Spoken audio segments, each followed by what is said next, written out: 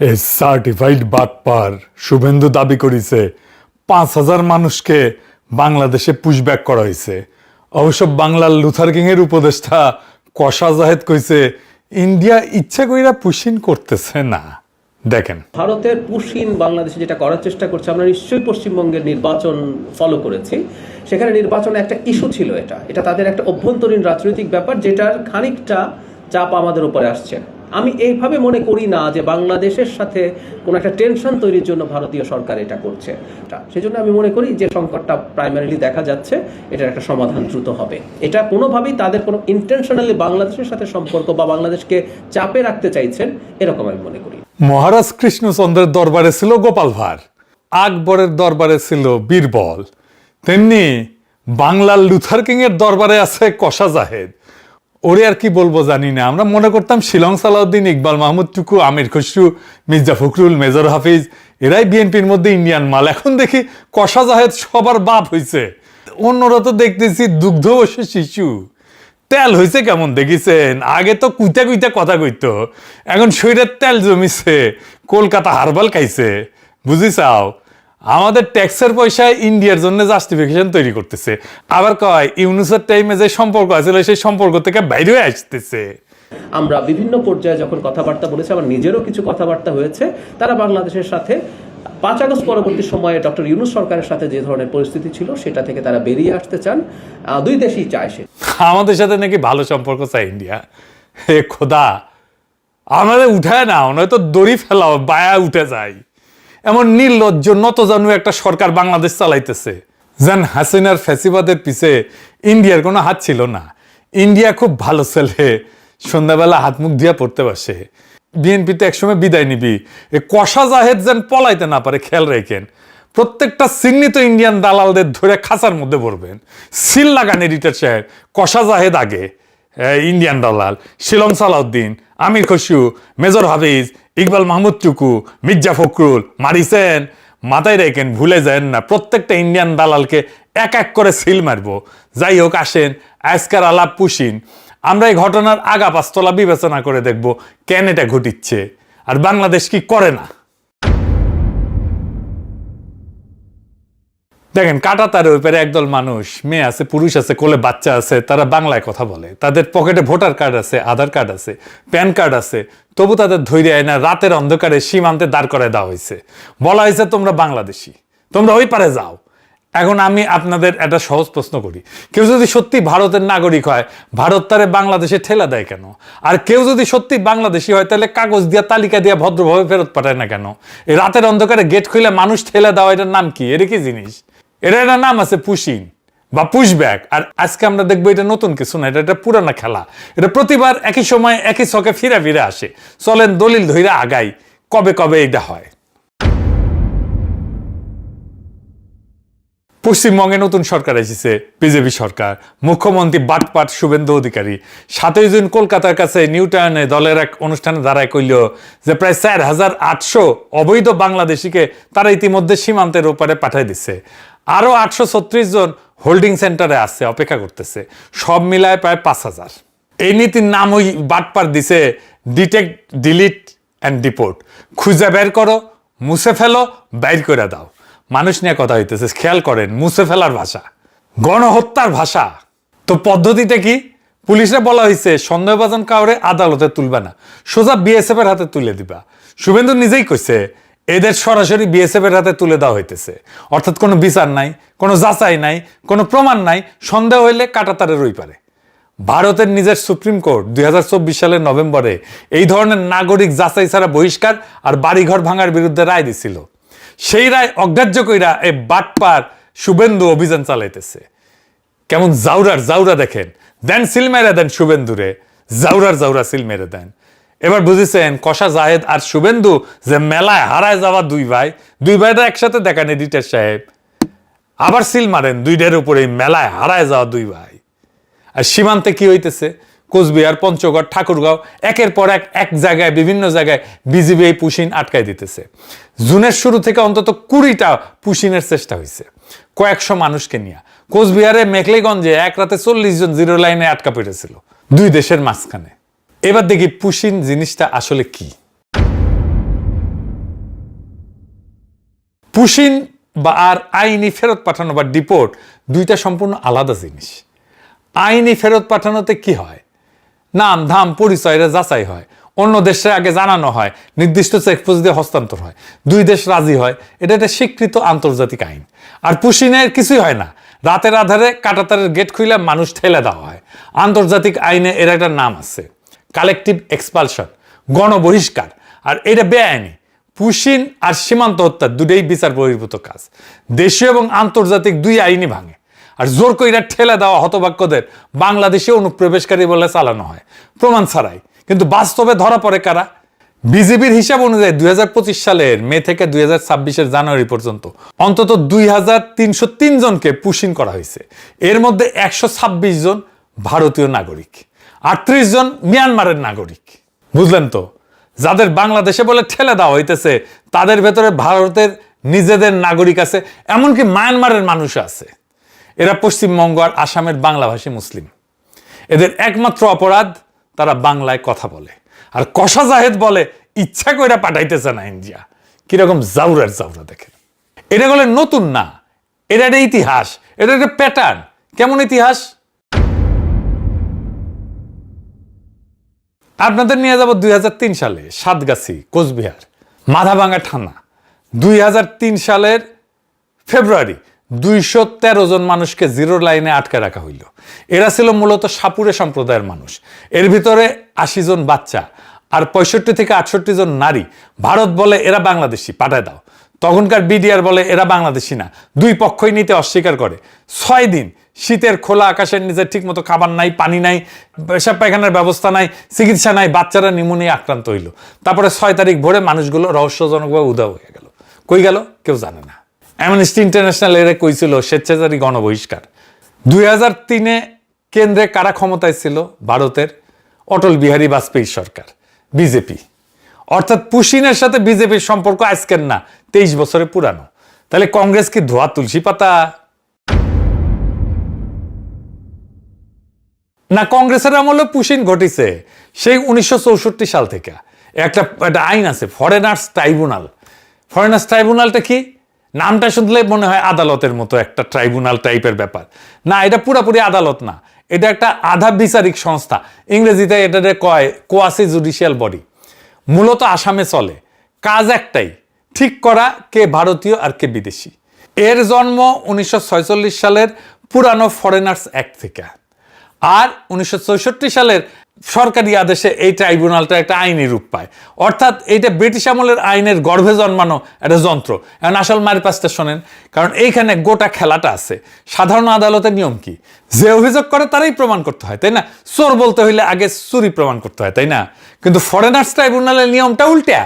এখানে রাষ্ট্র আপনারে বিদেশি প্রমাণ করে না, আপনারে নিজেরে ভারতীয় প্রমাণ করতে হয়। আইনের ভাষায় একে বলে বার্ডেন অফ প্রুফ। এটা আসামির ঘাড়ে। অর্থাৎ আপনি দোষী যতক্ষণ না নির্দোষ আপনি নিজে নিজে প্রমাণ করতে পারেন। কিভাবে কাজটা শুরু হয়? কিভাবে? পুলিশ একটা সন্দেহের রেফারেন্স পাঠায়, কিংবা ভোটার তালিকায় নামের পাশে একটা ডি অক্ষর বসায় দেয়। ডি ডি মানে ডাউটফুল, সন্দেহজনক। সন্দেহজনক ভোটার, ব্যাস। কোনো তদন্ত লাগে না, প্রমাণ লাগে না। সন্দেহের ভিত্তিতে একজন মানুষের ট্রাইব্যুনালে টানা হয়। আর তখন তার সারা জীবনের কাগজপত্র জোগাড় করে প্রমাণ করতে হয় সে ভারতীয়। ভাবেন একবার, আপনার বাবার জন্মের কাগজ, দাদার জমির দলিল, গরিব অশিক্ষিত একজন বাঙালি মুসলিম কৃষক বা শ্রমিক এই কাগজ পাবে কই? একটা বানান ভুল থাকলে, একটা তারিখের গরমিল, আর সেটারে মারাত্মক ধরে বিদেশি ঘোষণা করে দিতে পারে গুয়াহাটির আদালত। আর একবার বিদেশি ঘোষণা হইলে আটক, তারপরে কাঁটাতারের ওই পারে পার করে দাও। এই ট্রাইব্যুনালের সদস্যরা আবার স্থায়ী বিচারক না, রাজ্য সরকার চুক্তিতে নিয়োগ দেয়। আর করে কি, এদের উপর একটা চাপ থাকে। কত বেশি মানুষকে বিদেশি ঘোষণা করতে পারলো তার উপরে এদের পারফরমেন্স মাপা হয়। তাহলে বুঝতে পারতেছেন, এটা নিরপেক্ষ বিচার না, এটা একটা ছাকনি, যেটা বানানোই হয়েছে নির্দিষ্ট একদল মানুষকে সাইকা বাইর করে দিতে। জানুয়ারি 2025 পর্যন্ত এই ট্রাইব্যুনাল প্রায় 1,66,000 মানুষরে অনিয়মিত অভিবাসী ঘোষণা করছে, অভারতীয় ঘোষণা করছে। 1,66,000, এটা গোটা শহরের মানুষের সমান। কাগজ কলমে রাষ্ট্রহীন করে দিছে। ইন্ডিয়া যেটা করতেছে এটা ভয়ঙ্কর কাজ। গরিব মানুষ এত পেপার সার্টিফিকেট এসব কি বুঝে? বাংলাদেশে যদি বাংলাদেশের গরিব হিন্দুদের যাদের ভিটামাটি নাই তাদের কাছে পেপার সার্টিফিকেট চায়, তাদেরকে হ্যারাস করা শুরু করে, আর ভারত থেকে অবৈধভাবে যারা আসতেছে এই ওসিলায় এদেশে গরিব হিন্দুদের ধরে ধরে বর্ডারে নিয়ে যায় যদি ঠেলে দেওয়ার চেষ্টা করে, ব্যাপারটা কি কেমন অমানবিক হবে দেখেন। কোনো সুশীল কষা জাহেদ বিএনপির মুখে এই সমস্ত শুনবেন না, কোনো আন্তর্জাতিক মিডিয়াতে এই সমস্ত কিছু পাবেন না। কোনো মুসলিম দেশ এই কাজ করলে দেখতেন সবাইকে আউকাউ লাগাই দিত। কিন্তু একটা মজার জিনিস কি জানেন, আওয়ামী লীগ ক্ষমতা থাকলে পুশিন হয় না। কেমনে? ইন্ডিয়া 1980-র দশক থেকে হাজার হাজার মানুষকে পুশব্যাক করে আসতেছে। ক্ষমতায় কে? এরশাদ আর জিয়া। 2003-এর বড় হয় পুশিন। ঢাকায় তখন কে ক্ষমতায়? খালেদা জিয়ার সরকার। আর এখন 2026 আওয়ামী লীগের আমলে একটাও পুশব্যাক হয় না। এর সাথে মিলান শান্তি বাহিনী কখন হয়? যখন আওয়ামী লীগ ক্ষমতায় থাকে না। এটা কি নিছক কাকতালীয় ব্যাপার? আওয়ামী লীগ ক্ষমতায় থাকলে দিল্লি পুশিন এড়ায় চলে, কারণ এতে বন্ধু সরকার বিব্রত হয়। আর আওয়ামী লীগ না থাকলে দিল্লির খরচ কমে যায়, তখন ঢাকা শত্রু হইয়া যায়, চাপে রাখা যায়, আবার ভিতরে হিন্দুত্ববাদী বহুত চাঙ্গা করা যায়। এক ঢিলে দুই পাখি। হিউম্যান রাইটস ওয়াচ নিজেই বলছে পশ্চিমবঙ্গ আর আসামের নির্বাচনের আগে রাজনৈতিক ফায়দার জন্য এই অভিযান জোরদার করা হয়েছে। এইবার আসেন দেখি ইন্ডিয়ার যে যুক্তি এটার জাউরামু আর লুথার কিং এর সরকারের বাগাড়ম্বরটা দেখি। পশ্চিমবঙ্গে বিজেপি জিতলো, তার পরের দিন 5ই মে বাংলাদেশের পররাষ্ট্রমন্ত্রী রজার খলিল কইল যে পশ্চিমবঙ্গে ক্ষমতা বদলের পর পুশিন ঘটলে বাংলাদেশ ব্যবস্থা নেবে। করা কথা। হ্যাঁ, হুমায়ুন কবির পররাষ্ট্র উপদেষ্টা ও কইল যে সীমান্তে মানুষ মারা হইলে বা ঠেলে দেওয়া হইলে আমরা বৈশা বৈশা দেখব না। ওরে বাবা রে! হ্যাঁ, তালেবর হ্যাডমের। হ্যাঁ, আর কষা জাহেদ কয় সম্পর্ক মেরামত করবে, প্রতিরোধের কূটনীতিও করবে, আবার সম্পর্কের মেরামতের কূটনীতি করবে। দুইটা একসাথে চলে না। সরকার পুশিন নিয়ে তো বসে আছে, তো পুশিন তো করতেছে নানা জায়গা থেকে। বসে আছিস কেন হারামজাদা? মাদার আছিস কেন? ইন্ডিয়ান হাই কমিশনারকে দায়িকায় জিজ্ঞেস করা দরকার ছিল এসব কি হইতেছে। জাতিসংঘে দৌড়াদৌড়ি করতেছে না কেন? হ্যাঁ, দোভালরে তো রজার খলিল দাওয়াত দেয়, ইন্ডিয়া গিয়ে নায়র খেয়ে আসলো সবাই মিলে, আবার কয় বৈশা থাকবো না। জাউরামির সীমা পরিসীমা নাই, ফাউলের ফাউল। বাংলাদেশে 8,500 অবৈধ ইন্ডিয়ান আছে, পাশায় লাথি দিয়ে বাইর করে দেওয়া হচ্ছে না কেন? কেন এদের জন্য ডিটেনশন সেন্টার বানানো হইতেছে না? ধর বাংলাদেশি ধর বইলা যে শুভেন্দু ধাওয়া দিছিল, দেখেন আবার এডিটর সাহেব।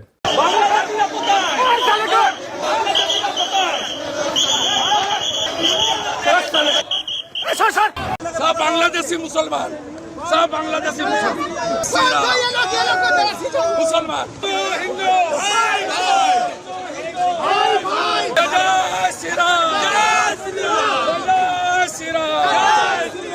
দেখেছেন, আমরা বলি এখন পাবলিকরে ধর অবৈধ ইন্ডিয়ান ধর কইয়া ধাওয়া দিতে কমো।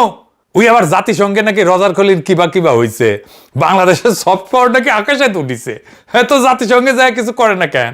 জাতিসংঘের একটা নীতি আছে, এটা ফ্রেঞ্চ শব্দ, নন রিফুলম নাম। যাচাই ছাড়া বিচার ছাড়া কাউরে জোর করে সীমান্তের ওপারে ঠেলা যায় না। এটার মানে হইতেছে এই আইন, এটা আন্তর্জাতিক প্রথাগত আইন। জাতিসংঘের মানবাধিকার পরিষদে বাংলাদেশ চাইলে এই ইস্যু তুলতে পারতো, তোলে নাই কেন? কিছুই করে না কেন? আর কয় বৈশা থাকবো না। হ্যাডমের জাউরা। এখন আসেন যুক্তির কথায় আসি। ইন্ডিয়া বলে লক্ষ লক্ষ বাংলাদেশি কাজের খোঁজে ভারতে ঢুকতেছে। আচ্ছা, ঢুকবে কেন? মানুষ তো গরিব জায়গা থেকে ধনী জায়গায় যায়। বাংলাদেশ কি ভারতের এই সীমান্তবর্তী রাজ্যগুলোর চাইতে গরিব? আসেন সংখ্যায় দেখি। বাংলাদেশের মাথাপিছু জিডিপি এখন $2,500 থেকে $2,600। এই সংখ্যাটা মাথায় রাখেন। এবার সীমান্তের ওপারে তাকান, পশ্চিমবঙ্গ, পূর্ব ভারতের সবচেয়ে উন্নত রাজ্য, যেটা গর্ব কইরা দেখায়, তাদের মাথাপিছু জিডিপি কত? প্রায় $2,100, মানে বাংলাদেশের চেয়ে নিচে। আর বিহার ভারতের সবচেয়ে গরিব রাজ্য, মাত্র $1,100 ঘরে, বাংলাদেশের প্রায় অর্ধেক। এই বিহার থেকে কিন্তু সবচেয়ে বেশি শ্রমিক যায় সারা ভারতে ছড়ায় পড়ে। বাংলাদেশের সীমান্তে ভারতের যে রাজ্যগুলো, সেই রাজ্যগুলো তো সবচেয়ে গরিব। কোন দুঃখে বাংলাদেশ থেকে কেউ পশ্চিমবঙ্গ বা আসামে যাবে বা বিহারে যাবে? যাদের ধরা হয়েছে তারা কই কাজ করতো? হিউম্যান রাইটস ওয়াচ বলতেছে এরা পশ্চিমবঙ্গ থেকে কাজের খোঁজে গুজরাট, মহারাষ্ট্র, রাজস্থান, উত্তরপ্রদেশ, ওড়িশা, দিল্লিতে যাওয়া বাঙালি মুসলিম। তো গুজরাট, মহারাষ্ট্র এগুলো তো ধনী এলাকা, শিল্পোন্নত রাজ্য, অর্থাৎ শ্রমিকেরা ধনী রাজ্যে যাইতেছে গরিব রাজ্য থেকে, আর সেখানে ধরা পড়তেছে। এই শ্রমিক নেয় তারা, তাদের যখন কনস্ট্রাকশনের কাজ থাকে, যখন সস্তা শ্রমিকের দরকার পড়ে, তখন তারা শ্রমিক নেয়। তারপরে কাজ শেষ হয়ে গেলে ছুঁড়ে ফেলে দেয়, তখন বলে এরা বাংলাদেশি। দরকারের সময় সস্তা শ্রমিক, ভোটের সময় শত্রু। বাংলাদেশের ইকোনমিতে ইন্ডিয়ার চাইতে খারাপ না। আমাদের লোকেরা মধ্যপ্রাচ্যে যাবে, মালয়েশিয়া যাবে, সিঙ্গাপুর যাবে, ইউরোপ যাবে, আমেরিকায় যাবে, কোন দুঃখে ইন্ডিয়া যাবে? তো ভারত বাংলাদেশে অনুপ্রবেশকারী পাবে কই? পায় না তো। তাই নিজেদের নাগরিককেই ধরতে হয় বাংলাদেশে অনুপ্রবেশকারী বলে, ধইরা পাঠায় দেয়। যারা আছে ওইখানে সবগুলো ইন্ডিয়ান, তারা নিজেরাই বলে। কে আসলে কার কাছে যায়? তিনটা জিনিসের উপরে নির্ভর করে শ্রমিকেরা কোথায় যাবে: মজুরি, মর্যাদা আর চাকরি। প্রথমে মজুরি আর মর্যাদা। বাংলাদেশে একজন রিক্সা চালক দিনে ভালো রোজগার করে, নগদ প্রত্যেক দিন হাতে, কোনো বস নাই, কোনো বিশেষ দক্ষতা লাগে না। একটা গবেষণা বলতেছে ঢাকা একজন রিক্সা চালকের আয় গার্মেন্টসের ন্যূনতম মজুরির প্রায় 5 গুণ হইতে পারে, এমনকি একজন পুলিশ কনস্টেবলের চাইতেও বেশি। তো এটা তো স্যার টাকা না, এটা একটা স্বাধীনতা। একজন তরুণ চালক গবেষকরা বলছিল মাসে 15,000 টাকা, এটা তো সরকারি চাকরির বেতনের মতো।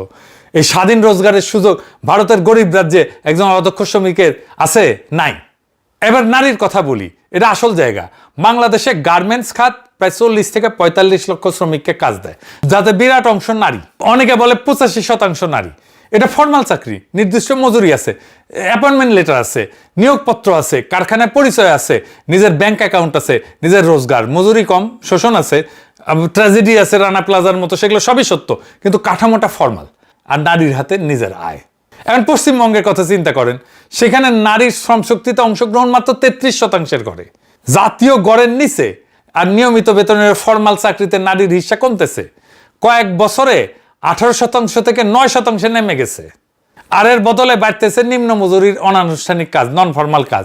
আর পশ্চিমবঙ্গ নিজেই কাজের খোঁজে রাজ্য ছাড়া মানুষের সংখ্যায় ভারতের শীর্ষের দিকে। তো একজন বাংলাদেশি নারী যে গার্মেন্টসের তুলনামূলক সম্মানের স্বাধীন ফর্মাল চাকরি করতেছে, সে কেন সীমান্ত পাড়ি দেয়া এমন একটা রাজ্যে যাবে যেখানে ফর্মাল চাকরি নেই, যেখানে তাকে বাসায় জিগিরি করতে হবে? শ্রম তো সম্মান আর মজুরির দিকে যায়, উল্টা দিকে তো যায় না। বাংলাদেশে একটা একক খাত, এই গার্মেন্টস খাত, যত মানুষের ফর্মাল চাকরি দেয়, পশ্চিমবঙ্গে সেই মাপের রপ্তানি শিল্পই নাই। উল্টা পশ্চিমবঙ্গ থেকে মানুষ বাইরে হয়ে যাইতেছে। তাইলে শ্রম কোন দিকে বইবে? মানুষের মর্যাদার চাকরি চাইলে জিগিরি করতে যাবে সীমান্ত পাড়ি দিয়া। বাংলাদেশে 8,500 অবৈধ ইন্ডিয়ান কি করে রে? মাদারবোর্ড কষা জায়েদ আছে? কোনো উত্তর আছে? আর এই যে শুভেন্দু যে ধর বাংলাদেশি ধর বলে, কারে সে দাওয়া করতেছে? এই পুশিন কোনো বিচ্ছিন্ন ঘটনা না, এটা ভারতের ভেতরের ভোটের রাজনীতি আর আঞ্চলিক দাদাগিরির একটা পুরানো হাতিয়ার। সেই 1980 থেকে 2026 একই ছকে বারবার ফিরে আসে। আর ঢাকার পছন্দের সরকার না থাকলে এর লাগাম খুইলা যায়। আর সেই মানুষগুলোর অপরাধ কি? একটাই অপরাধ, তারা বাংলায় কথা বলে আর ধর্মে মুসলমান। নোম্যান্স ল্যান্ডে দুই ধারের কাঁটাতারের মাঝখানে আটকা পড়ে আছে সেই মানুষগুলা, যাদের অনেকেই আসলে ভারতের নাগরিক, অসহায় নাগরিক, যার ভিতরে আছে নারী, শিশু, বৃদ্ধ। খাওয়া নেই, দাওয়া নেই, গা ধোয়া নেই, কিচ্ছু নেই। সারাদিন এইভাবে পথে ঘাটে বসে আছি। আর কতদিন থাকতে হবে জানি না। আমার আব্বু আছে, আমার ভাই আছে, আমার মা আছে, আর আমার একটা দিদি আছে। তোমরা কি ওখানে স্কুলে পড়তাম? হ্যাঁ, আমরা ইন্ডিয়া স্কুলে পড়তাম। কোন ক্লাস? 6। মাঝে মাঝে না খুব অসহায় লাগে। এই কি মুসলমানের নিয়তি সারা দুনিয়ায়? গাজার দিকে তাকান, কিছু করতে পারি না। ইরানের দিকে তাকান, কিছু করতে পারি না। রোহিঙ্গাদের দিকে তাকান, 10 বছর ধরে আমাদের ঘাড়ে আছে, কিচ্ছু করতে পারি না, ফিরিয়ে দিতে পারি না। আর এখন আমাদের নিজেদের ভাষার মানুষ, ভারতীয় বাংলাভাষী মুসলমান নোম্যান্স ল্যান্ডে এসে আটকা। আর আমিও কিছু করতে পারি না। একটা সভ্যতা, একটা উম্মা, যাদের এত টাকা পয়সা, যাদের এত বড় বড় শেখ, যাদের এত ইতিহাস, এত গৌরব, আজ তাদের সন্তানেরা, তাদের ভাইয়েরা কাঁটাতারের মাঝখানে দাঁড়ায় আছে। কোনো দেশ তাদের নিতে চায় না। কিন্তু একটা জিনিস আমরা পারি, আমরা মনে রাখতে পারি আর বলতে পারি, আমরা দলিল করে রাখতে পারি, যাতে কেউ একদিন বলতে না পারে আমরা জানতাম না, আমরা দেখি নাই। ওই কোলের বাচ্চাটার মুখ, ওই বুড়া মানুষটার চোখ, অন্তত ওইটুকু মনে রাখি। এইটুকুই আজ আমাদের হাতে। ওই মানুষগুলোর জন্য একটু দোয়া কইরেন, খোদা তাআলা তাদের হেফাজত করুক। তারা যেন সসম্মানে একদিন তাদের নিজেদের ভিটায় ফিরে যাইতে পারে, সেই কামনা করি। ইনকিলাব জিন্দাবাদ।